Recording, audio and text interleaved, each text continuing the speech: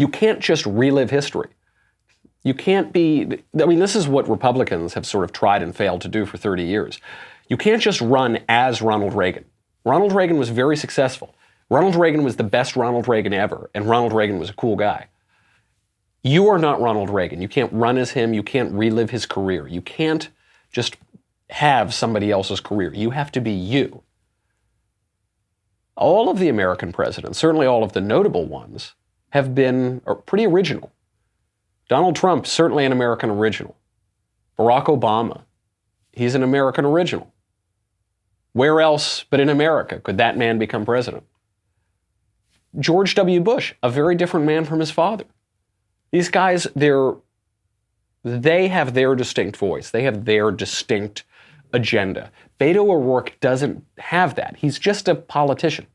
He's just a guy who was, what was he, on the El Paso City Council or something? Then he was in Congress where he accomplished basically nothing. Then he tried to run for Senate and failed. And then, this is the issue, he's running for president and he tells Vanity Fair, I want to be in it. Man, I'm just born to be in it. There's no draft Beto movement.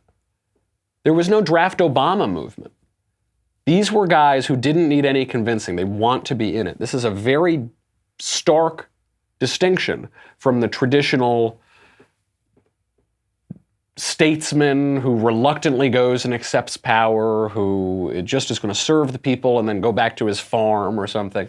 No, this is an ambitious guy who all he ever wanted was political power. So when he says, I want to run to serve you, it just doesn't, you don't buy it. Now, we see, I mean, the fact that he's running as a centrist tells us something about what the campaign is going to look like. Because I guess he's running as a centrist now. Right now, he actually said, he came out and he said, quote, I'm a capitalist. I don't see how we're going to meet any of the fundamental challenges that we have as a country without, in part, harnessing the power of the market. So he says, I'm a capitalist on the one hand. Then he's talking to a bunch of reporters and he says, I'm in favor of the Green New Deal. I think we only have 12 years before the world is going to end. So it's this bizarre, schizophrenic Democrat primary. 1 minute, they're super conservative. I'm sorry, they're not super conservative at all. 1 minute, they're super left-wing, super radical. The next minute, they're trying to appear moderate and centrist.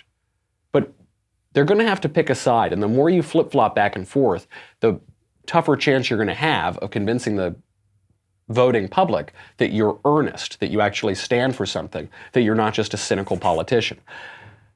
This raises the question, are the Democrats ultimately, by the end of 2020, going to moderate, or are they going to go all the way to the left?